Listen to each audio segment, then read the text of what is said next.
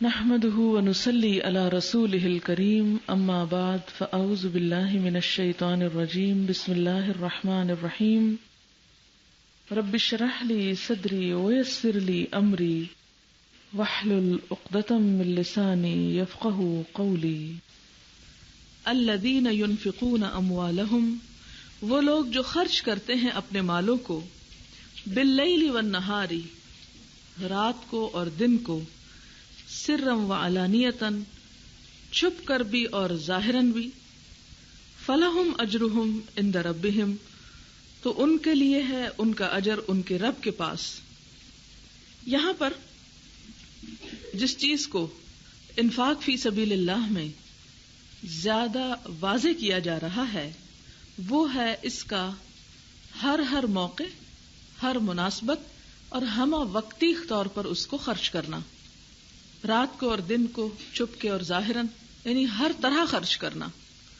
اس کے بارے میں وہ حدیث بھی آپ کو یاد ہوگی جس میں حضور صلی اللہ علیہ وسلم نے فرمایا کہ دو لوگوں کے سوا کسی پر رشک جائز نہیں یا حسد جائز نہیں، لا حسد الا فی اثنتین۔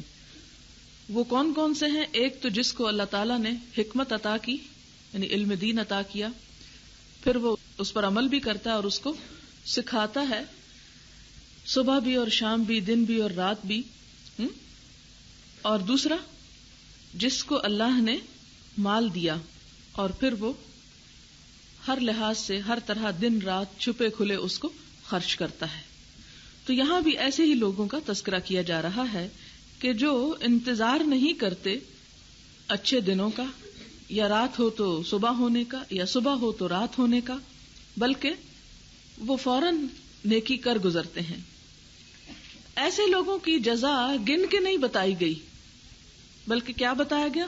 فلہم اجرہم عند ربہم، کہ ان کا اجر ان کے رب کے پاس ہے، رب ہی جانتا ہے کہ اسے انہیں کیا دینا ہے۔ ایک تو اجر کی بات کی گئی، اور دوسرے ولا خوف علیہم ولا ہم یحزنون، نہ ان پر کوئی خوف ہوگا نہ وہ غمگین ہوں گے۔ یعنی خوف اور غم کا علاج کیا ہے؟ مال خرچ کرنا۔ کب؟ رات کو بھی اور دن کو بھی۔ کیسے؟ چھپ کر بھی اور ظاہراً بھی۔ ان ساری آیات سے جو پیچھے گزر چکی، ان میں آپ دیکھ رہے ہیں کہ زیادہ سے زیادہ مال کو خرچ کرنے کا حکم دیا جا رہا ہے، اور اس کے برعکس مال جمع کرنے اور بچت کرنے کی یہاں کوئی تلقین نہیں ملتی۔ جس چیز کو کنڈیم کیا گیا وہ ہے سود۔ اس کے بارے میں ہم دیکھتے ہیں کہ الذین یأکلون الربا، وہ لوگ جو ربا کھاتے ہیں۔ ربا کیا ہے؟ ربا ربوتن، پیچھے آپ لفظ پڑھ چکے ہیں۔ ربا کہتے ہیں کسی چیز کا بڑھنا، زیادتی، اضافہ۔ تو اصل مال میں زیادتی کو ربا کہا جاتا ہے۔ عربوں کے ہاں ربا کس چیز کا نام تھا یا کیسے اسے ڈیفائن کیا جاتا تھا یا کس چیز کو ربا کہا جاتا تھا، اس میں ہم دیکھتے ہیں کہ اہل عرب اس لفظ کو اس زائد رقم کے لیے استعمال کرتے تھے جو ایک قرض خواہ اپنے قرض دار سے ایک طے شدہ شرح کے مطابق اصل کے علاوہ وصول کرتا ہے۔ یعنی قرض دینے والا جو قرض لے رہا ہے اس پر اصل جو قرض دیا اس سے زیادہ لیتا ہے، اور ایک فکسڈ شرح کے مطابق، ایک فکس ریٹ یا فکس پرسنٹیج کے مطابق۔ ہمارے ہاں اس کو سود کہا جاتا ہے۔ جس وقت قرآن پاک نازل ہو رہا تھا اس وقت عربوں کے ہاں جو سود کی شکلیں رائج تھیں اور جنہیں ربا کہا جاتا تھا وہ کچھ اس طرح تھیں۔ نمبر ایک، کہ ایک شخص دوسرے شخص کے ہاتھ کوئی چیز فروخت کرتا اور قیمت ادا کرنے کی ایک مدت مقرر کر لیتا۔ اگر مدت گزر جاتی اور قیمت ادا نہ ہوتی تو مدت بڑھا دیتا اور قیمت بھی بڑھا دیتا۔ ٹھیک ہے؟ یعنی خرید و فروخت میں ربا، ایک سرٹن پیریڈ مقرر کر لیا جائے کہ مثلاً اگر آپ یہ پین آج مجھ سے خرید رہے ہیں اور آج اس کے پیسے دیتے ہیں تو 10 روپے ہوں گے، اگر 1 سال بعد دیتے ہیں تو 15 روپے ہوں گے، یا یہ کہ 6 ماہ کے اندر آپ دیں تو 10 ہی دیں گے، لیکن 6 ماہ سے اگر زیادہ ہو گئے تو جتنے مہینے زیادہ ہوں گے اتنے روپے بڑھتے چلے جائیں گے. تو ایک شکل تو یہ تھی. دوسری یہ کہ ایک شخص دوسرے شخص کو قرض دیتا اور اس سے طے کر لیتا کہ اتنی مدت میں اتنی رقم اصل سے زیادہ ادا کرنی ہوگی. جس وقت وہ قرض دیتا اسی وقت وہ طے کر لیتا کہ تمہیں اتنے فیصد واپسی کے وقت مجھے زیادہ ادا کرنے ہوں گے. تیسری صورت یہ تھی کہ قرض خواہ اور قرض دار کے درمیان ایک خاص مدت کے لیے ایک شرح طے ہو جاتی. اگر اس مدت میں اصل رقم اس شرح کے ساتھ ادا نہ ہوتی تو مزید مہلت اور زیادہ شرح کے ساتھ بڑھا دی جاتی. مثلا اگر آپ قرض لیتے ہیں 1 سال کے لیے تو آپ جب واپس کریں گے تو 5% زیادہ کریں گے، اور اگر سال گزرنے پر وہ رقم اور 5% واپس نہ ہوتے تو کہا جاتا کہ اچھا 2 سال بعد کر دیں، لیکن جب 2 سال بعد کریں گے تو 10% زیادہ واپس کرنا ہوگا.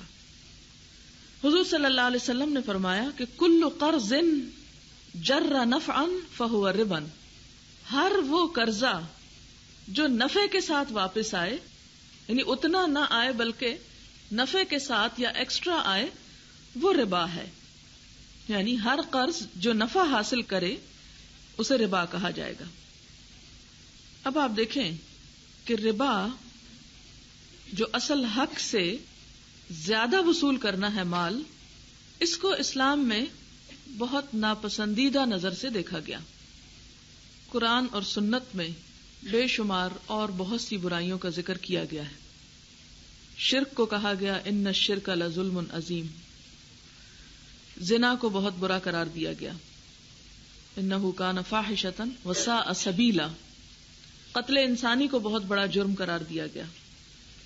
لیکن جتنی برائی سود کی بیان کی گئی اور جتنا شدید انداز اس پر اختیار کیا گیا وعید کا، اتنا کسی دوسری برائی پر نہیں کیا گیا. ربا قرآن پاک سے، احادیث سے اور اجماع امت سے حرام ہے. سود کی حرمت میں 7 آیات، 40 احادیث اور اجماع امت سے بے پناہ مثالیں موجود ہیں. آیات تو آپ یہاں پر ساتھ ساتھ پڑھیں گے. چند ایک احادیث اس سلسلے کی آپ کو معلوم ہونی چاہیے. حضور صلی اللہ علیہ وسلم نے فرمایا 7 ہلاک کرنے والی چیزوں سے بچو. صحابہ کرام نے دریافت کیا یا رسول اللہ صلی اللہ علیہ وسلم وہ کیا ہیں؟ آپ نے فرمایا اللہ کے ساتھ شرک کرنا، جادو کرنا، کسی شخص کو ناحق قتل کرنا، سود کھانا، یتیم کا مال کھانا، جہاد کے وقت میدان سے بھاگنا، پاک دامن عورتوں پر تہمت لگانا. بخاری اور مسلم کی روایت ہے. اسی طرح بخاری کی ایک اور روایت ہے، آپ صلی اللہ علیہ وسلم نے فرمایا میں نے آج رات 2 شخصوں کو دیکھا جو میرے پاس آئے اور مجھے بیت المقدس تک لے گئے. پھر ہم آگے چلے تو ایک خون کی نہر دیکھی، خون کی نہر ذرا تصور میں بھی لائیں، جس کے اندر آدمی کھڑا ہوا ہے اور دوسرا آدمی اس کے کنارے پر کھڑا ہے، یعنی نہر کے کنارے. جب یہ نہر والا آدمی اس سے باہر آنا چاہتا ہے، یعنی جو اندر ہے جب باہر آنا چاہتا ہے تو کنارے پر کھڑا ہوا شخص اس کے منہ پر پتھر مارتا ہے، جس کی چوٹ سے بھاگ کر پھر وہ وہیں خون کی نہر کے اندر چلا جاتا ہے اور پھر دوبارہ نکلنے کا ارادہ کرتا ہے. پھر یہ کنارے والا آدمی وہی معاملہ کرتا ہے. حضور صلی اللہ علیہ وسلم فرماتے ہیں کہ میں نے اپنے ان دونوں ساتھیوں سے جو مجھے لے کر گئے تھے، میں نے پوچھا کہ یہ کیا ماجرا ہے، یہ کیا ہو رہا ہے، کیوں اس کو ایسی سزا دی جا رہی ہے؟ تو انہوں نے فرمایا آپ صلی اللہ علیہ وسلم کو، یعنی فرشتوں نے بتایا کہ خون کی نہر میں قید کیا ہوا آدمی سود کھانے والا ہے. یہ بخاری کی روایت ہے. مستدرک حاکم کی روایت ہے، آپ صلی اللہ علیہ وسلم نے فرمایا 4 آدمی ایسے ہیں کہ ان کے بارے میں اللہ تعالیٰ نے اپنے اوپر لازم کر لیا ہے کہ ان کو جنت میں نہ داخل کرے اور جنت کی نعمت کا مزہ نہ چکھنے دے. 4 آدمیوں کو جنت میں نہ جانے دے اور نہ جنت کا مزہ کھانے دے، اور وہ 4 یہ ہیں. نمبر 1 شراب پینے کا عادی، نمبر 2 سود کھانے والا، نمبر 3 یتیم کا مال ناحق کھانے والا، اور نمبر 4 والدین کی نافرمانی کرنے والا. یعنی ان گناہوں کے ساتھ باقی نیکیاں بھی برباد ہو جاتی ہیں. طبرانی کی روایت ہے، آپ صلی اللہ علیہ وسلم نے فرمایا جب کسی قوم میں سود کے لین دین کا رواج ہو جائے، جب کسی قوم میں سود کے لین دین کا رواج ہو جائے تو اللہ تعالیٰ ان پر ضروریات کی گرانی مسلط کر دیتا ہے، یعنی استعمال کی چیزیں مہنگی ہوتی جاتی ہیں. اور جب کسی قوم میں رشوت عام ہو جائے تو دشمنوں کا رعب اور غلبہ ان پر ہو جاتا ہے، یعنی وہ قوم اپنے دشمنوں سے پھر ڈرنے لگتی ہے. یہ مسند احمد کی روایت ہے. طبرانی کی ایک روایت ہے، آپ صلی اللہ علیہ وسلم نے فرمایا ان گناہوں سے بچو جو معاف نہیں کیے جاتے، ان گناہوں سے بچو جو معاف نہیں کیے جاتے. نمبر 1 مال غنیمت کی چوری، نمبر 2 سود کھانا. مشکات کی روایت ہے ابن مسعود سے، آپ صلی اللہ علیہ وسلم نے فرمایا ربا کے 73 دروازے ہیں، 73 یعنی 73 برائیاں ہیں، یوں مراد سمجھے. ان میں سے سب سے کم برائی ایسی ہے جیسے کسی نے اپنی ماں سے جماع کا ارادہ کیا ہو. یعنی سود کی برائی کو اگر بانٹ دیا جائے 73 پارٹس میں تو ان میں سے جو سب سے کم حصہ ہوگا وہ ایسا ہے جیسے کوئی اپنی ماں سے برائی کا ارادہ کرے. مسند احمد، ابو داؤد، نسائی، ابن ماجہ. ان میں حضرت ابو ہریرہ رضی اللہ تعالیٰ عنہ سے روایت ہے، آپ صلی اللہ علیہ وسلم نے فرمایا لوگوں پر ایسا وقت آئے گا کہ کوئی ایسا نہ رہے گا کہ جس نے سود نہ کھایا ہو، اور اگر اس نے کوئی ایسا ہو جس نے سود نہ کھایا ہو لیکن ایسا ضرور ہوگا کہ اس پر اس کا غبار پہنچے گا. یعنی سود کا غبار، یعنی کسی نہ کسی طرح ڈائریکٹلی نہیں تو انڈائریکٹلی اس سے ضرور اثر لے گا. مسلم کی روایت ہے حضرت جابر سے، لعنت فرمائی رسول اللہ صلی اللہ علیہ وسلم نے سود کھانے والے پر، کھلانے والے پر، لکھنے والے پر اور دونوں گواہوں پر، یعنی جو سودی لین دین میں گواہ بنے، اور فرمایا وہ سب برابر ہیں. مسند احمد کی ایک اور روایت ہے، آپ صلی اللہ علیہ وسلم نے فرمایا سود کا 1 روپیہ کھانا 36 مرتبہ زنا کرنے سے زیادہ برا ہے. ان ساری روایات اور احادیث اور پھر امت کے طرز عمل سے کہ آپ دیکھتے ہیں کہ جب مسلمان حکومت قائم ہوئی حضور صلی اللہ علیہ وسلم کے اپنے دور میں، صحابہ کرام کے دور میں، تو انہوں نے غیر مسلم لوگوں کو بہت سے غلط کام کرنے کی آزادی دی. مثلا بت پرستی پر اگر کوئی قائم تھے تو انہیں روکا نہیں گیا. اگر کوئی عیسائی تھا اور حضرت عیسیٰ کو خدا کا بیٹا کہتا تھا تو اسے پکڑ کے مارا نہیں گیا، اسے آزادی دی گئی، ان کی عبادت گاہوں کی حفاظت کی گئی. اسی طرح اگر کوئی شراب پیتا تھا غیر مسلم تو اسے چھوڑ دیا جاتا تھا. ہندوستان میں جب مغلوں کی حکومت قائم تھی، مسلمانوں کی حکومت، تو اس میں آپ دیکھیں ستی جیسی رسم جس میں عورتوں کو زندہ جلا دیا جاتا تھا، اس پر بھی پابندی نہیں لگائی گی قانونی طور پر. ایران میں سگی بہن سے نکاح کی جو رسم تھی اسے ختم نہ کیا گیا، لیکن کسی بھی موقع پر کسی غیر مسلم کو سود کا کاروبار کرنے کی مسلمانوں سے اجازت نہ دی گئی، بلکہ آپ صلی اللہ علیہ وسلم نے یہاں تک فرمایا کہ جو شخص سود کا کاروبار کرے گا یعنی غیر مسلموں میں سے، تو اس کا مجھ پر کوئی ذمہ نہیں، میں اس کی طرف سے بری ذمہ ہوں. یعنی آپ جدید دور کی اصطلاح میں یوں کہہ سکتے ہیں کہ اسے پھر سٹیزن شپ کا کوئی رائٹ نہیں، وہ یہاں نہیں رہ سکتا. یعنی اتنی سختی اور شدت کے ساتھ اس قباحت اور برائی کی ممانعت کی گئی. اور اس کی بنیادی وجہ یہی ہے کہ سود کی برائیاں اور خرابیاں بے شمار ہیں، جس کو ہم قرآن کے الفاظ میں اور ساتھ ساتھ پھر مزید اس کی وجوہات سمجھتے جاتے ہیں. فرمایا الذین یأکلون الربا، وہ لوگ جو ربا کھاتے ہیں، لا یقومون، نہیں کھڑے ہوتے یا کھڑے ہوں گے. ہوتے اگر ترجمہ کیا جائے مضارع کا حال میں یعنی دنیا میں، اور اگر مستقبل میں ترجمہ کیا جائے تو مراد آخرت میں. قبر سے کھڑے نہیں ہوتے یا دنیا میں اپنے معاملات میں کھڑے نہیں ہوتے. الا، مگر، کما، جیسا کہ، یقوم، کھڑا ہوتا ہے، الذی، وہ شخص، یتخبطہ الشیطان، خبتی بنا دیا ہو اس کو شیطان نے، باولا کر دیا ہو اس کو شیطان نے، من المس، چھو کر، ہاتھ لگا کے. شیطان سے مراد یہاں جن ہے. آپ نے کسی شخص کو دیکھا جسے جن پڑ گئے ہوں؟ چلیں اگر آپ جنوں کو نہیں بھی مانتے تو کسی باولے شخص کو، پاگل شخص کو دیکھا آپ نے کہ جسے پاگل پن کا دورہ پڑتا ہو؟ اگر نہ بھی دیکھا ہو تو تھوڑی دیر کے لیے تصور کر لیں کہ آپ نے کسی ایسے شخص کو دیکھا جو نیند میں بول رہا ہو. تو ان سب میں ایک ہی چیز کامن ہے، اور وہ یہ کہ انسان کی عقل کام نہ کرے اور انسان مدہوشی میں اور مستی میں ایسی باتیں کہے کہ جو عقل سے دور ہوں. فرمایا کہ جو شخص سود کھاتا ہے وہ بھی ایک طرح سے باولا ہو جاتا ہے. کس طرح باولا ہو جاتا ہے؟ کہ اسے انسانوں کی ضروریات اور انسانوں سے کوئی ہمدردی نہیں ہوتی. اسے صرف اس سے غرض ہے کہ اس کا پیسہ کس طرح بڑھتا ہے. اسے اس بات کی کوئی پرواہ نہیں کہ کوئی بھوکا ہے یا ننگا ہے یا بیماری میں مر رہا ہے یا کسی اور مصیبت میں گرفتار ہے یا اس کی عزت کو خطرہ ہے. نہیں، اسے صرف اس سے دلچسپی ہے کہ اس کا پیسہ جو ہے وہ بڑھ رہا ہے. فرمایا کہ وہ ایک سینسیبل انسان نہیں، ایک دیوانہ ہے. کیونکہ دیوانے کے سامنے آپ جو مرضی کریں، کوئی روئے، کوئی مرے، کوئی جیے.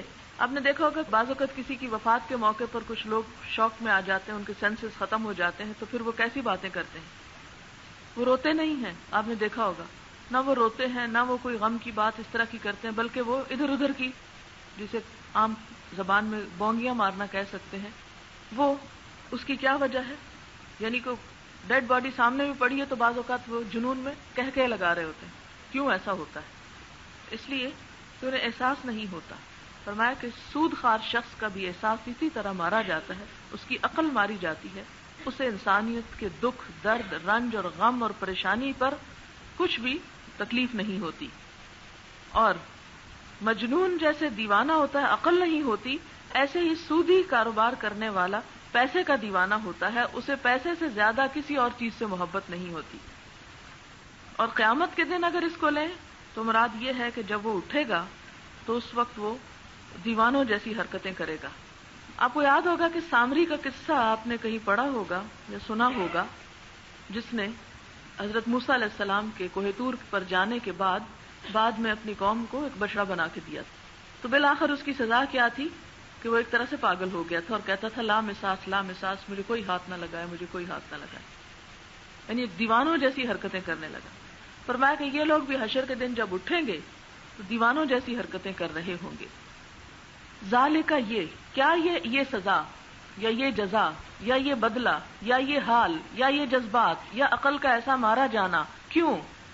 بأنہم، اس وجہ سے ہے کہ وہ قالو، کہتے ہیں، انما البیع، بے شک تجارت، مثل الربا، وہ بھی تو ربا ہی کی طرح ہوتی ہے. کہتے ہیں کہ تجارت بھی تو آخر سود ہی جیسی چیز ہے. یہ جملہ آج بھی آپ بہت دفعہ سنتے ہیں.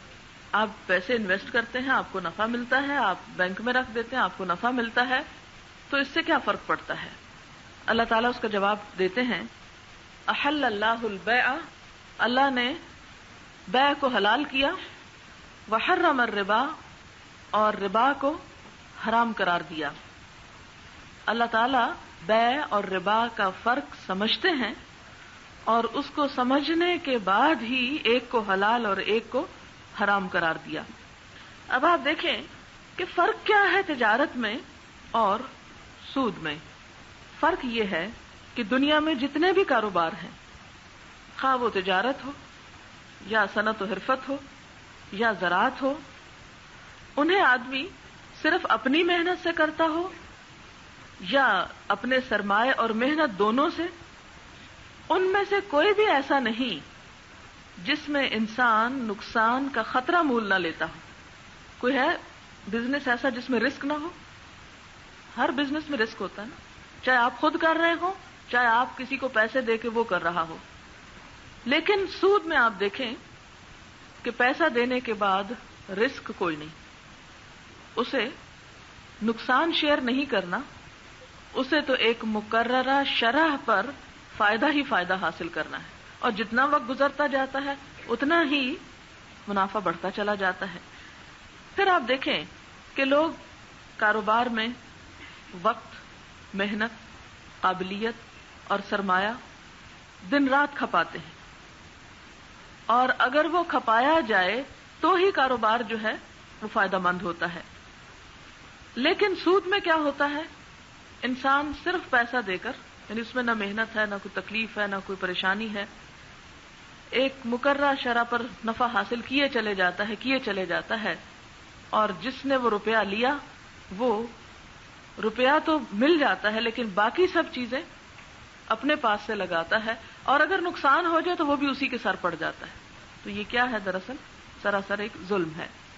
پھر اسی طرح یہ ہے کہ تجارت میں تاجر اس چیز سے فائدہ اٹھاتا ہے، یعنی اس چیز کا نفع لیتا ہے جو اس نے بیچنے والے سے خریدی ہے، اور بیچنے والا اپنی اس محنت اور ذہانت اور وقت کی اجرت لیتا ہے جس کو اس نے صرف کیا چیزوں کے بیچنے کے وقت۔ لیکن سود والا کیا کرتا ہے کہ وہ تو ایک مقرر مقدار وصول کر لیتا ہے، اور اس کے برعکس اسے کوئی بھی اپنی ذہانت، محنت کچھ بھی خرچ نہیں کرنی پڑتی۔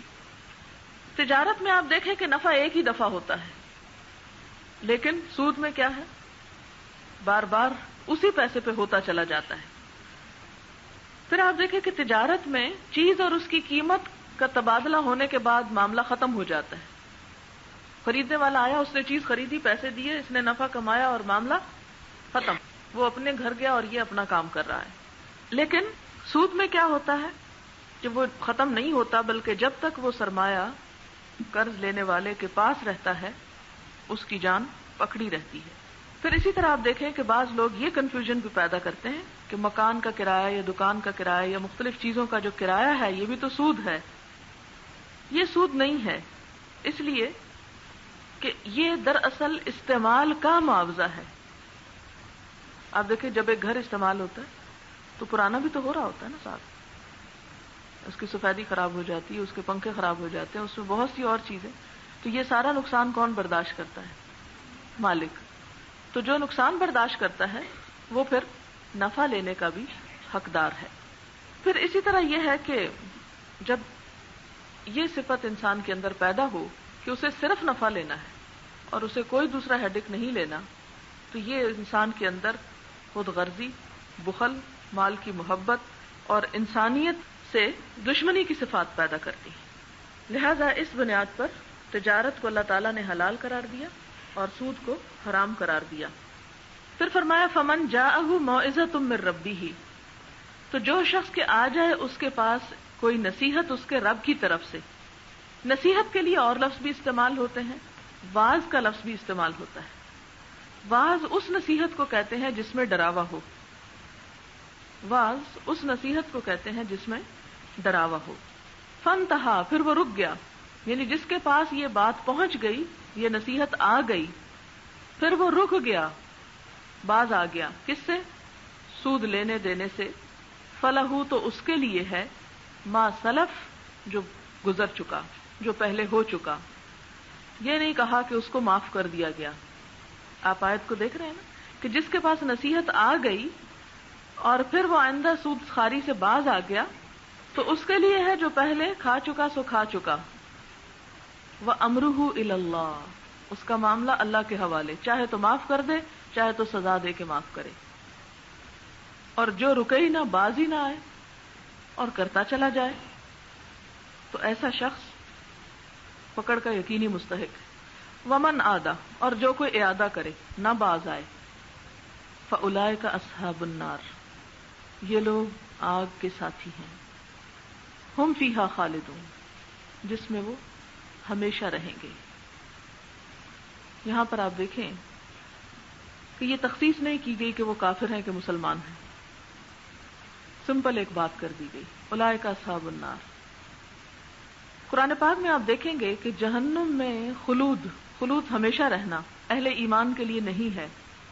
احادیث سے بھی اس بات کی وضاحت ہوتی ہے. لیکن سود خار کے لیے اتنی سخت سزا سنائی گئی کہ اسے نکلنا ہی نہیں ہے جہنم سے. کیوں؟ اس لیے کہ جس نے یہ کہا کہ سود تجارت کی طرح ہے، اس نے دراصل کفر کیا، اللہ تعالی کی بات کو ماننے سے انکار کیا اور اپنی عقل کا فلسفہ بگاڑا اور سود کو سود یا حرام نہ سمجھا. تو ایک حرام چیز کو جب انسان حرام ہی نہ سمجھے، احادیث آپ نے پڑھی ہوں گی، مثلاً یہ کہ جو شخص جان بوجھ کے نماز چھوڑ دے، اس نے کیا کیا؟ من ترک الصلاۃ متعمدا فقد کفر، ہے نا؟ تو انسان کہتا ہے کہ یہ کیوں؟ تو بات یہ ہے کہ جب ایک انسان ایک فرض کو فرض ہونے سے ہی انکار کر دے تو وہ کفر کے دائرے میں داخل ہو جاتا ہے. مثلاً آپ نے پڑھا ہوگا تاریخ میں کہ حضرت ابو بکر رضی اللہ تعالی عنہ نے جنگ کی تھی کس کے خلاف؟ زکوٰۃ کا انکار کرنے والوں کے خلاف، یا زکوٰۃ کو ادا کرنے سے انکار کرنے والوں کے خلاف. اس کی وجہ کیا تھی جنگ کرنے کی؟ کہ جو شخص کسی فرض کا انکار کر دے کہ یہ ہے ہی نہیں اسلام میں، وہ پھر مسلمان ہی نہیں رہتا. جو یہ کہے کہ زکوٰۃ اسلام میں نہیں ہے، مولویوں نے خود گھڑ لی ہے، تو ایک فرض کا انکار ہو گیا. جو شخص کا نماز ہے ہی نہیں اسلام میں، اس نے ایک فرض کا انکار کیا. لیکن اگر ایک شخص انکار نہیں کرتا، صرف غفلت کی وجہ سے نہیں دیتا زکوٰۃ مثلا، وہ گناہگار ہوگا، کافر نہیں ہوگا. لیکن جو ٹوٹلی انکار کر دے کہ ہے ہی نہیں، میں مانتا ہی نہیں، وہ کافر ہوتا ہے. سود میں بھی سزا دراصل خلود کی کیوں ہے؟ کہ وہ مانتا ہی نہیں کہ سود حرام ہے، وہ کہتا ہے یہ تو تجارت ہے. یہ کہنا زیادہ بڑا جرم ہے. مثلا اگر ایک شخص کسی مجبوری، کسی مصیبت کے پندے میں پھنس کے کچھ کر رہا ہے اور وہ کہتا ہے کہ میں غلط کر رہا ہوں، تو شاید کوئی نجات کی صورت نکل آئے. لیکن اگر کوئی یہ کہے کہ میں غلط ہوں ہی نہیں، اور آپ دیکھیں کہ کچھ عرصے تک ہمارے ہاں یہ قباحت موجود تھی کہ سود کو سود کہا جاتا، برا کہا جاتا، لیکن اب کیا ہے کہ اسے برا بھی نہیں کہا جاتا اور ہر شخص اسے مختلف نام اور مختلف رنگ دے کر جسٹیفائی کرنے کی کوشش کر رہا ہے، اور یہ اس سے زیادہ بڑا جرم ہے. جب ہمارے مسلمانوں کے اندر اتنی اویئرنیس پیدا ہو، جو ایک برائی کو برائی سمجھے سے دور کرنے کے لیے تڑپے، بے چین ہو، پریشان ہو، اس کے لیے لوگوں کے اندر اویئرنیس پیدا کرے، تو جب تک وہ اس برائی سے نکلتے ہیں اس گناہ کو اللہ تعالیٰ معاف کر دیں. لیکن اگر کوئی اس کے حق میں دلیلیں دینا شروع کر دے اور اس کے حق میں بحثیں کرے اور دلائل لائے، تو ایسی صورت میں جرم کی نوعیت زیادہ شدید ہو جاتی. مثلا ایک شخص قتل کرے اور پھر کہے کہ میرے نزدیک قتل کرنا گناہ ہی نہیں، برائی ہی نہیں. تو شاید آپ کی نظر میں برا نہ ہو، لیکن جس کا کوئی مارا گیا اس سے پوچھیں کہ وہ پھر کتنا بڑا مجرم ہے. یمحق اللہ الربا، مٹاتا ہے اللہ تعالیٰ سود کو، ویربی الصدقات، اور بڑھاتا ہے صدقات کو. اللہ تعالیٰ سود کو مٹا دینا چاہتا ہے، یا سود سے مال ختم ہوتا جاتا ہے اور صدقات سے بڑھتا ہے. اب اگر ہم بظاہر دیکھیں تو ہمیں کیا نظر آتا ہے کہ سود سے دولت بڑھتی ہے اور صدقے سے کیا ہوتا ہے؟ گھٹتی ہے. لیکن اللہ تعالیٰ دوسری طرح بات کرتے ہیں. اس کی وجوہات تو میں بعد میں آپ کو بتاتی ہوں، لیکن ایک حدیث آتی ہے صدقات کے بڑھنے کے بارے میں. آپ صلی اللہ علیہ وسلم نے فرمایا، من تصدق بعدل تمرۃ من کسب طیب، جس شخص نے ایک کھجور برابر صدقہ کیا پاک حلال کمائی سے، ولا يقبل اللہ الا طیبا، اور اللہ تعالیٰ پاک کے سوا کچھ اور قبول ہی نہیں کرتا، فإن اللہ يقبلها، تو اللہ تعالیٰ یقیناً اس کو قبول کرتے ہیں. پھر یعنی جو حلال کمائی میں سے صدقہ کیا جاتا ہے، کیسے؟ بیمینہ، اپنے دائیں ہاتھ سے. دائیں ہاتھ سے مراد یہ کہ محبت سے اس کو لیتے ہیں. ثم یربیہا، پھر اس کو پروان چڑھاتے ہیں، اسے پالتے ہیں. لصاحبہا، اس کے مالک کے لیے. کما یربی، جیسا کہ پروان چڑھاتا ہے، پرورش کرتا ہے. احدکم، تم میں سے کوئی شخص، فلوہ، اپنے گھوڑے کے بچے کی. حتی تصیر اللقمہ مثل جبل، یہاں تک کہ ایک لقمہ جسے بڑھاتا جاتا ہے اللہ تعالیٰ، وہ کتنا بن جاتا ہے؟ جبل کے برابر ہو جاتا ہے. یہ ہے اس کا اجر اور ثواب، یعنی وہ اتنا ہی نہیں رہتا بلکہ بڑھ جاتا ہے. اب اگر عام طور پر دیکھیں کہ اللہ تعالیٰ سود کو مٹاتا ہے اور صدقوں کو بڑھاتا ہے، اور جیسا کہ پہلے بھی عرض کیا کہ سود اخلاقی، روحانی، معاشی اور تمدنی ترقی میں مانع ہوتا ہے، اس کے تنزل کا ذریعہ بنتا ہے. اور اس کے برعکس اخلاق، روحانیت، تمدن، معیشت، ہر چیز کو نشو و نما نصیب ہوتا ہے صدقات سے. تو اس کی وجوہات کیا ہیں؟ ہم اس کو کیسے انالائز کر سکتے ہیں؟ پہلی بات تو یہ کہ جس سوسائٹی کے لوگ ایک دوسرے سے خود غرضی کا معاملہ کریں، ہر شخص اپنی ذاتی غرض اور ذاتی فائدے کو سامنے رکھے اور اس کے بغیر کوئی کسی کی مدد نہ کرے. مثلا اگر ایک شخص بیمار ہے تو میں اس کی عیادت جب کروں جب مجھے اس میں کوئی فائدہ نظر آئے، یا کوئی شخص کسی بھی چیز کا ضرورت مند ہے تو صرف اس صورت میں اس کی مدد کی جائے کہ وہ کل کو ہماری کیا مدد کرے گا.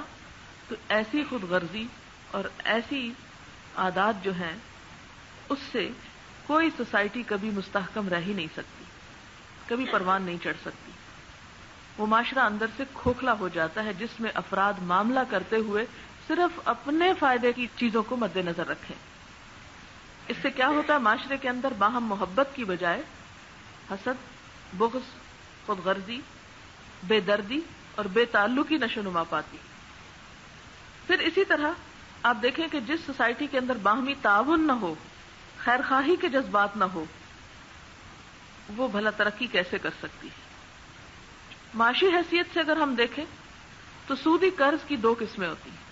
ایک وہ قرض جو انسان اپنی ذاتی ضروریات پر خرچ کرنے کے لیے مجبوراً اور حاجت کے وقت لیتا ہے. مثلاً کوئی اپنا گھر بنانا چاہتا ہے، مثلاً اس کے پاس بچوں کو پڑھانے کے لیے پیسے نہیں، وہ قرض لینا چاہتا ہے. مثلاً اس کے پاس کھانے کے لیے مہینے کا راشن نہیں کہ بیمار پڑ گیا ہے، وہ قرض لے رہا ہے. قرض کی ایک قسم ہے. دوسری قسم کیا ہے کہ ایسا قرض جو تجارت اور صنعت و حرفت اور زراعت وغیرہ کے کاموں پر لگانے کے لیے پیشہ ور لوگ لیتے ہیں، جیسے فیکٹریاں لگانے کے لیے، جیسے بزنس کرنے کے لیے. یہ دوسری قسم کا قرض ہے.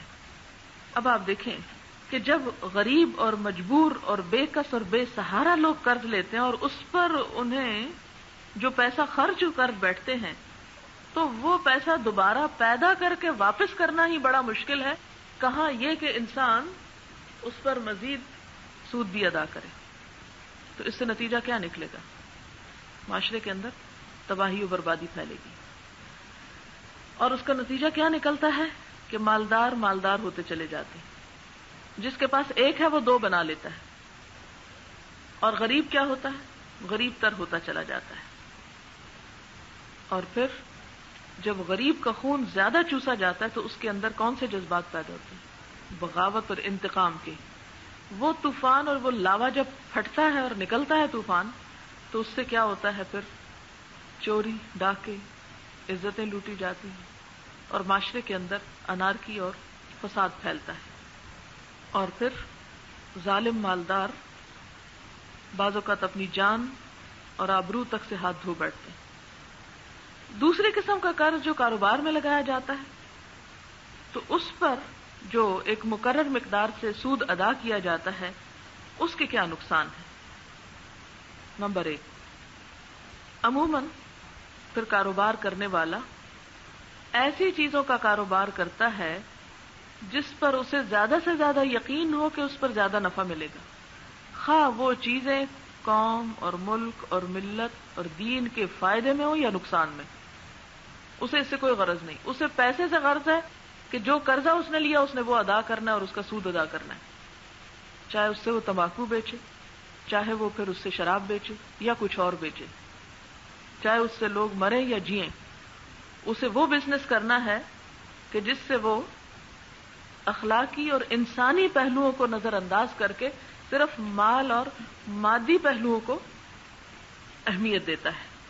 پھر اسی طرح آپ دیکھیں دوسری وجہ یہ ہوتی ہے کہ جن کاموں کے لیے سود پر سرمایہ ملتا ہے، خواہ وہ تجارتی ہو یا صنعتی یا زراعتی، اس میں کوئی بھی کام ایسا نہیں کہ جس پر انسان کو یقین ہو کہ ہمیشہ تمام حالات میں اس کا منافع ایک مقرر مقدار یعنی 5% یا 10% یا اس سے زیادہ یا اس سے اوپر ہی رہے گا اور اس سے نیچے نہیں گرے گا. لہذا جس شخص کو وہ قرضہ پھر ادا کرنا ہے اور اس پیسے کے ساتھ بزنس کرنا ہے، وہ شخص ایک خاص قسم کے دباؤ کا شکار رہے گا. اور اس ذہنی دباؤ سے آپ دیکھیں کہ مزید کتنی بیماریاں اور کتنی خرابیاں پھوٹتی ہیں. گھر میں ایک شخص چڑچڑا ہو، شوہر مثلا، تو اس کا اثر کس کس پر پڑتا ہے؟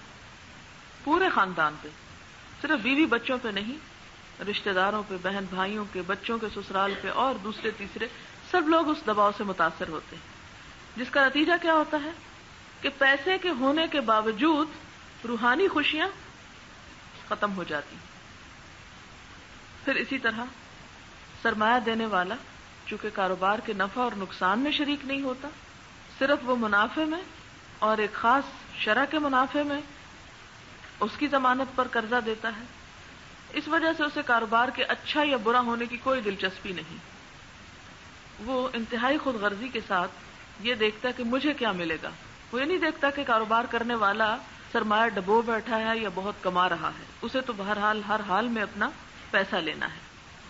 اس طرح کیا ہوتا ہے کہ کاروبار کرنے والا جب بھی یہ دیکھتا ہے کہ کاروبار جو ہے وہ ڈاؤن ہونے لگا ہے یا کاروباری دنیا میں مندہ ہونے لگا ہے، تو وہ فوراً اپنا سرمایہ نکالنے کی کوشش کرتا ہے. اور جب ایک نکالتا ہے صرف افواہوں پر یقین کر کے، تو جو دوسرے لوگ ہیں اس میں شریک وہ بھی کیا کریں گے؟ یا تو ڈوب جائیں گے اگر باقی رکھیں گے، یا وہ بھی کھینچ لیں گے. اور اس طرح کیا ہوگا کہ وہ کام جو اگر سب کا مشترکہ اس میں محنت اور توجہ اور کوشش شامل ہوتی اور پیسہ کھینچنے والا کھینچتا نا، تو اس میں کہیں زیادہ بہتری ہو سکتی. اور ایسی کساد بازاری جو بعضوں کا صرف مصنوعی ہوتی ہے، اس سے پورا معاشرہ متاثر ہوتا ہے. اس کے برعکس جب کوئی شخص کسی کی ضروریات پر اسے قرض دیتا ہے اور مہلت دیتا ہے اور بعض اوقات اس قرض کو معاف کر کے صدقہ دے دیتا ہے، تو اس کے نتیجے میں معاشرے کے اندر خوشحالی کے جذبات پیدا ہوتے ہیں، آپس کے لوگوں میں محبت اور ہمدردی کے جذبات پیدا ہوتے ہیں. اور پھر وہی وقت آتا ہے کہ جس میں دینے والے تو بہت ہوتے ہیں، لینے والا کوئی باقی نہیں رہتا. یہی وجہ ہے کہ آپ دیکھیں کہ حضور صلی اللہ علیہ وسلم نے بنی اسرائیل کے ایک شخص کا واقعہ سنایا کہ جو لوگوں کو قرض کے لیے پیسے دیتا تھا، اور جب کوئی مقروض اس کے پاس آتا اور مزید مہلت کا مطالبہ کرتا تو وہ اور زیادہ اسے دیتا، اور اپنے جو قرض کے کام پر متعین لوگ تھے انہیں کہتا کہ اور اسے ڈھیل دے دو، اور جب بہت ضرورت مند کوئی ہوتا تو اسے معاف بھی کر دیتا. آپ صلی اللہ علیہ وسلم فرمایا کہ جب وہ فوت ہوا تو اللہ تعالیٰ نے اس کے ساتھ تم جانتے کیا معاملہ کیا؟ اس کو کہا جاؤ میں نے بھی تمہیں بخش دیا، اس لیے کہ تم لوگوں کو بخش دیتے تھے. مزید پھر فرمایا کہ واللہ لا یحب، اور اللہ تعالیٰ نہیں محبت رکھتا کل کفار، ہر ناشکر اثیم گناہگار کو. یہاں پر ناشکرے کی بات ہوئی کہ اللہ تعالیٰ اس کو پسند نہیں کرتے. تو ناشکرہ کی اپوزٹ یا ضد کیا ہے؟ شکر گزاری. تو شکر گزاری کیا ہے کہ اللہ تعالیٰ کا شکر انسان اس شکل میں یہاں ادا کرے کہ جس طرح اللہ تعالیٰ نے اس پر احسان کیا ہے، اس کو دیا ہے، وہ دوسرے لوگوں کو بھی دے، وہ دوسروں پر احسان کرے. وہ جس طرح ہے نا ایک شعر، کرو مہربانی تم اہل زمیں پر، خدا مہرباں ہوگا عرش بری پر. تو یہی دراصل شکر گزاری ہے. اور ناشکرا پن یہ ہے کہ انسان بہت کچھ بھی رکھتے ہوئے دوسروں کے لیے کوئی ہمدردی کے جذبات نہ رکھتا ہو. اور اسیم گناہگار یعنی سود کھانے والا گناہگار. ان الذین آمنوا، بے شک وہ لوگ جو ایمان لائے، وعملوا الصالحات، اور انہوں نے عمل کیے اچھے، واقاموا الصلاۃ، اور نماز قائم کی، وآتوا الزکاۃ، اور زکوٰۃ ادا کی، لہم اجرہم، ان کے لیے ہے اجر ان کا، عند ربہم، ان کے رب کے پاس، ولا خوف علیہم، اور نہ کوئی خوف ہوگا ان پر، ولا ہم یحزنون، اور نہ وہ غمگین ہوگے۔ یہاں پر آپ دیکھیں کہ سود کی بات ہو رہی تھی، اسے بریک کر کے پھر ایک عام حکم دیا گیا کہ یہ مت سوچو کہ ایک شخص جو دوسروں کو قرض دیتا رہتا ہے بغیر سود کے، یا سود سے بچتا ہے اور نماز نہیں پڑھتا اور زکوٰۃ نہیں دیتا، تو وہ سمجھے کہ میں بہت اچھے کام کر رہا ہوں۔ نہیں، اسے کیا کرنا ہے؟ دوسری برائیوں سے بچنے کے ساتھ ساتھ، دوسری ذمہ داریوں کے ادا کرنے کے ساتھ ساتھ اللہ تعالیٰ کا حق نہیں بھولنا۔ یا ایھا الذین آمنوا اتقوا اللہ، پھر تقوی کی بات، اے لوگو جو ایمان لائے ہو اللہ کا تقوی اختیار کرو، وذروا ما بقی من الربا، اور چھوڑ دو جو کچھ باقی ہے ربا میں سے، ان کنتم مؤمنین، اگر ہو تم ایمان لانے والے، اگر تم مومن ہو تو کیا کرو؟ جو سود کا لین دین باقی ہے اسے ترک کر دو، یہ کام چھوڑ دو۔ فإن لم تفعلوا، پھر اگر تم نہیں کرو گے، کیا نہیں کرو گے؟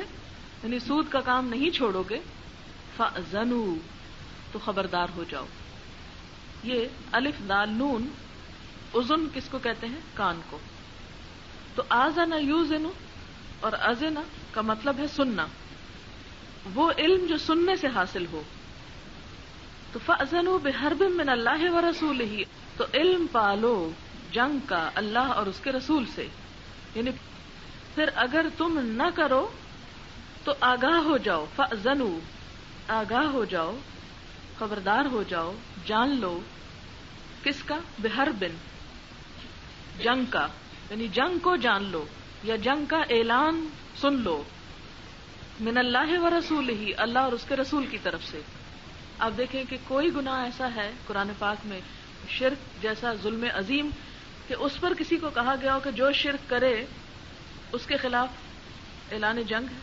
نہیں۔ زنا پر نہیں، شراب پینے پر نہیں، جادو کرنے پر نہیں، تہمت لگانے پر نہیں، حالانکہ وہ بھی بہت بڑے بڑے گناہ ہیں۔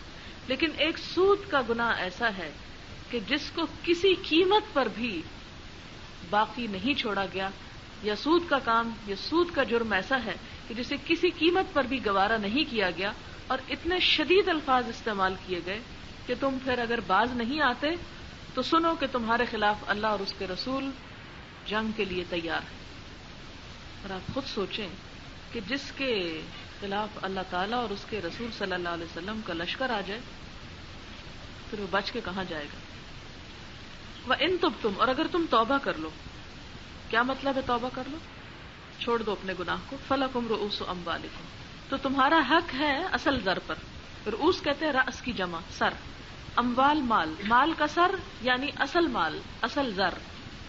لا تظلمون، نہ تم ظلم کرو، ولا تظلمون، نہ تم ظلم کیے جاؤ گے۔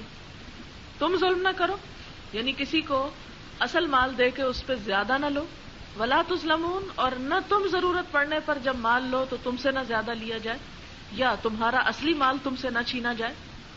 وَإِن كَانَ ذُو أُسْرَةٍ، اور اگر کوئی شخص تنگ دست ہو، اسرت میں ہو، فَنَظِرَةٌ، تو مہلت دو، إِلَى مَيْسَرَةٍ، آسانی تک، سہولت تک، یعنی جب تک اس کا ہاتھ کھلا نہ ہو جائے۔ میسرہ یسر سے ہے نا۔ وَأَن تَصَدَّقُوا، اور یہ کہ تم صدقہ ہی کر ڈالو، اگر کوئی تنگ دست اور چلا آ رہا ہے تنگ دست، خیر لکم، تمہارے حق میں اچھا ہوگا، ان کنتم تعلمون، اگر تم جانتے ہو۔ طبرانی کی ایک روایت ہے، آپ صلی اللہ علیہ وسلم نے فرمایا کہ جو شخص یہ چاہے کہ اس کے سر پر اس روز اللہ کی رحمت کا سایہ ہو جبکہ اس کے سائے کے سوا کوئی سر چھپانے کی جگہ نہ ہوگی، تو اس کو چاہیے کہ تنگ دست مقروض کے ساتھ نرمی کا معاملہ کرے یا اس کو معاف کر دے۔ ایک یہ حدیث ہے، ایک اور حدیث ہے مسند احمد کی کہ جو شخص کسی مفلس مدیون یعنی قرض دار کو، جس کے اوپر قرض ہو، مقروض کو مہلت دے گا، مفلس مقروض، تو اس کو ہر روز اتنی رقم کے صدقے کا ثواب ملے گا۔ مثلا اگر آپ نے کسی کو 1000 روپیہ قرض دے رکھا ہے اور جسے آپ نے قرض دیا وہ بڑا غریب انسان ہے، ضرورت مند ہے، اور وہ مہلت مانگ رہا ہے اور آپ دیے جا رہے ہیں، تو آپ کو کتنا ثواب؟ گویا اتنی رقم آپ روزانہ صدقے میں دے رہے ہیں. اور کوئی ہے جو اتنی رقم روزانہ صدقہ کر سکے جتنی مقروض کے ذمہ واجب ہے؟ اور پھر فرمایا کہ اور یہ میعاد پوری ہونے سے قبل کا ہے، میعاد گزر جائے تو اس کے بعد اجر دگنا ہو جاتا ہے، یعنی 2 دفعہ صدقہ کرنے کا. اسی طرح آپ صلی اللہ علیہ وسلم نے فرمایا جو شخص یہ چاہے کہ اس کی دعا قبول ہو، جو شخص یہ چاہے اس کی دعا قبول ہو یا اس کی مصیبت دور ہو، تو اس کو چاہیے کہ تنگ دست مدیون کو مہلت دے. اور تیسری وہ حدیث پیچھے آپ کو بتا چکی ہوں بنی اسرائیل کے اس شخص کی کہ جو لوگوں کو سہولت دیتا تھا تو اللہ تعالیٰ نے اس کے مرنے پر اسے بھی بخش دیا. واتقوا یوما، اور ڈرو اس دن سے، واتقوا یوما، ڈرو اس دن سے، ترجعون فیہ الی اللہ، تم سب لوٹائے جاؤ گے اس میں اللہ کی طرف. ثم توفی کل نفس، پھر پورا پورا دیا جائے گا ہر شخص کو ما کسبت، جو اس نے کمائی کی ہوگی، وہم لا یظلمون، اور وہ ظلم نہ کیے جائیں گے. پھر ہر شخص کو اس کا کیا پورا دیا جائے گا اور ظلم نہ کیا جائے گا. اس کا کیا مطلب ہے؟ اس آیت سے مراد یہ ہے کہ یہ جرم انسان چھوڑ نہیں سکتا جب تک اس کے دل میں اللہ کا ڈر نہ ہو، یوم آخرت کا خوف نہ ہو، اور اس بات کا اسے یقین نہ ہو کہ ہر کام جو بھی میں کر رہا ہوں اس کا مجھے پورا بدلہ ملے گا. لہذا صرف احکامات نہیں دیے گئے، صرف یہ کہہ کر چھوڑ نہیں دیا گیا کہ لوگوں سود حرام ہے، بلکہ ساتھ کیا پیدا کیا گیا؟ اللہ تعالیٰ کا تقویٰ پیدا کیا گیا، آخرت میں جواب دہی کا احساس پیدا کیا گیا. پھر ہے مالی معاملات ہی سے متعلق ایک اور آیت، یا ایھا الذین آمنوا، اے لوگو جو ایمان لائے ہو، اذا تداینتم بدین، جب تم ایک دوسرے کو قرض دو، کوئی قرض، تداین باب تفاعل ہے، باہم قرض کا لین دین کرنا، الی اجل مسمن، ایک مقرر مدت تک، فاکتبوہ، تو اسے لکھ لیا کرو. عموماً لکھنے کے معاملے میں انسان سستی کرتا ہے یا شرماتا ہے کہ لو اب دوستوں کے درمیان معاملہ ہوا، رشتہ داروں کے درمیان ہوا، اب اتنی بے اعتمادی ہے کہ وہ لکھنا شروع کر دیا جائے، اور لکھنے کو بہت برا سمجھا جاتا ہے. لیکن بعد میں جب خرابیاں پیدا ہوتی ہیں تو رشتہ داریاں ایک دوسرے سے چھٹ جاتی ہیں، اس کو برا نہیں سمجھا جاتا. اسی لیے حضور صلی اللہ علیہ وسلم نے فرمایا کہ 3 قسم کے آدمی ایسے ہیں جو اللہ تعالیٰ سے فریاد کرتے ہیں مگر ان کی فریاد بھی نہیں سنی جاتی، اور ان میں سے ایک وہ شخص ہے جو کسی کو اپنا مال قرض دے اور اس پر گواہ نہ بنائے، اسے لکھے نہ. آپ دیکھیں کہ یہاں جو لفظ دین استعمال ہوا ہے یہ بھی عربی کا ہے، اور ایک لفظ قرض ہوتا ہے وہ بھی عربی کا ہے. دونوں میں فرق کیا ہے؟ دین میں وقت اور اجل کو دخل ہوتا ہے، اجل مسمى، قرض میں نہیں ہوتا. قرض جسے آپ ادھار کہہ سکتے ہیں، چھوٹا موٹا. لیکن دین جس میں مدت متعین ہوتی ہے کہ 1 سال بعد، 1 مہینے بعد، اسی لیے دین الی اجل مسمى آیا ہے. وَلْيَكْتُبْ بَيْنَكُمْ كَاتِبٌ بِالْعَدْلِ، اور چاہیے کہ تمہارے درمیان لکھنے والا عدل و انصاف کے ساتھ لکھے، کسی کی بھی طرفداری نہ کرے، نہ لینے والے کی اور نہ دینے والے. وَلَا يَأْبَ كَاتِبٌ، اور نہ انکار کرے. پیچھے آپ نے شیطان کے بارے میں پڑھا تھا نا، ابا، اسی سے ہے یأبا. اور نہ انکار کرے کاتبٌ، لکھنے والا، ان یکتبہ، کہ وہ لکھے، کما علمہ اللہ، جیسے اللہ نے اس کو سکھایا ہے. فلیکتب، بس چاہیے کہ لکھے. اب یہ بات شاید تھوڑی مشکل معلوم ہو رہی کہ لکھنے والے کو کیا تکلیف ہے کہ نہ لکھے. آج کل تو ہر کوئی لکھ سکتا ہے، ہر کوئی اب بھی نہیں لکھ سکتا. بہت سے گاؤں دیہات علاقے ایسے جہاں سارے گاؤں میں ایک ہی لکھنے والا ہے. اب یہ کہ جب کوئی کام ہو تو سب اس کے پاس چلے جائیں، تو وہ پھر اس کا نتیجہ کیا ہوتا ہے کہ بعض اوقات انسان تنگ آ کے کہتا ہے جاؤ بھی میں نہیں لکھتا. تو فرمایا نہیں، لکھنے والا انکار نہ کرے. کیوں؟ کما علمہ اللہ، جیسے اللہ نے اسے سکھایا. جو نعمت اللہ تعالیٰ نے اس کو دی ہے اسے چاہیے کہ دوسروں کو اس سے مستفید کرے. فلیکتب، بس چاہیے کہ لکھے. ولیملل، اور چاہیے کہ املا کرائے. املل یملل املال لکھوانا، اور املہ کا معنی ہوتا ہے بور ہونا، اور املا کا معنی ہوتا ہے مہلت دینا. اور امللت الکتاب، کاتب پر کتاب کا کام ڈالا گیا. اور جب لکھنے والا لکھتا چلا جاتا ہے تو بعض اوقات کیا ہوتا ہے، بور ہو جاتا ہے. اس لیے سب ایک ہی روٹ سے، لکھتے لکھتے انسان تھک جاتا ہے. لیکن یہاں املا کرانے کے معنی میں، لکھوانے کے. ولیملل، اور چاہیے کہ لکھوائے، یعنی بولے کون؟ عبارت الذی علیہ الحق، وہ جس پر حق ہے، یعنی قرض لینے والا، قرض خواہ. ولیتق اللہ ربہ، اور چاہیے کہ ڈرے اللہ سے جو اس کا رب ہے. کون ڈرے؟ لکھوانے والا. کیوں اللہ سے ڈرے؟ کہ کم نہ لکھوائے، لے زیادہ رہا اور لکھوائے کم، ایسا نہ کرے. ولا یبخس منہ شیئا، اور نہ کم کرے اس سے کوئی چیز بھی. فإن کان، پھر اگر ہے، الذی، وہ شخص، علیہ، اس پر، الحق، کو حق، یعنی جو قرض لینے والا ہے، سفیہن، وہ بے وقوف ہے، نادان ہے، ناسمجھ ہے، بچہ ہے مثلا، یا عقل پوری طرح کام نہیں کرتی، او ضعیفن، یا کمزور ہے. کمزوری میں بڑھاپا بھی ہو سکتا ہے، بچپنا بھی ہو سکتا ہے، بیماری کی کمزوری بھی ہو سکتی ہے. او لا یستطیع ان یمل، یا نہیں استطاعت رکھتا کہ لکھوا سکے.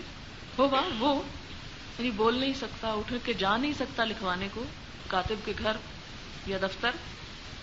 فلیملل، بس چاہیے کہ لکھوائے. ولیہ، اس کا والی، اس کا سرپرست. بالعدل، انصاف کے ساتھ. اتنا نہیں کہا کہ لکھوائے، بلکہ ساتھ ہی کیا کہا؟ انصاف کے ساتھ لکھوائے. واستشہدوا، اور گواہ بنا لو، شہیدین، دو گواہ، من رجالکم، اپنے مردوں میں سے، دو گواہ اپنے مردوں میں سے بنا لو. فإن لم یکونا رجلین، پھر اگر دو مرد نہ ملے، فرجل، تو ایک مرد ہو جائے، وامرأتان، اور دو عورتیں، ممن ترضون من الشہداء، ان میں سے جن کو تم پسند کرتے ہو گواہوں میں سے، یعنی جن کی گواہی دینا تمہیں پسند ہو. کیوں؟ ان تدل، کہ بھول جائے، احداہما، ان دو عورتوں میں سے ایک، فتذکرہ، تو یاد کرا دے، احداہما، ان میں سے ایک کو، الاخری، دوسری. یہ آیت 1400 سال سے پڑھی جاتی تھی، لکھی جاتی تھی، سمجھی جاتی تھی، کسی نے کبھی اعتراض نہیں کیا. لیکن ہمارے اس ترقی یافتہ، متمدن، سویلائز، پڑھے لکھے دور کی خواتین نے اس پر بہت زیادہ تکلیف کا اظہار کیا کہ قرآن نے ہمیں ڈیگریڈ کیا ہے، ہمارا حق ہمیں نہیں دیا، ہمیں مردوں سے کم تر قرار دیا. پہلی بات، آپ ان سے یہ پوچھیں، کیا گواہی دینا حق ہے یا ذمہ داری؟ کسی چیز کی گواہی دینا ایک پریویلیج ہے، فائدے کی بات ہے، یا ایک مشکل کام ہے؟ مثلاً آپ دیکھیں کہ دو لوگ لڑ پڑے، آپ پاس کھڑے تھے، قاضی آپ کو بلاتا ہے، اچھا بتاؤ انہوں میں سے کس نے زیادتی کی. آپ کے لیے کتنا خوشگوار فریضہ ہوگا اس وقت کہ آپ بتائیں کہ اس کی زیادتی اور اس کی نہیں. بہت انجوائبل کام ہوگا وہ. قاضی تو دور کی بات ہے، اگر گھر میں بھی کبھی ایسا ہو جائے تو کیا ہوتا ہے؟ ہیزیٹیٹ کرتا ہے نا انسان کہ مجھ سے تو نہ ہی پوچھا جائے، کیونکہ وہ برا نہیں بننا چاہتا. بہرحال پہلی بات تو یہ کہ گواہی کوئی حق نہیں ہے، کوئی کھانے کی چیز نہیں ہے، کوئی وراثت کا حق نہیں ہے، بلکہ یہ کیا ہے؟ ایک ذمہ داری ہے. دوسری بات یہ کہ مردوں میں سے بھی ایک کو گواہ نہیں بنایا گیا، دو ہی بنائے گئے. انہوں نے تو نہیں کہا ہمیں دو کیوں، ہم میں سے ایک بے وقوف ہے جو دوسرے کو بھی ساتھ شامل کیا جا رہا ہے، میں اکیلا کافی نہیں ہوں. کبھی کسی نے اعتراض نہیں کیا دو پر. لیکن جب یہ کہا گیا کہ اگر دو مرد نہ ہو تو ایک مرد اور پھر دو عورتیں اس کے مقابلے میں، تو مشکل کھڑی کر دی گئی.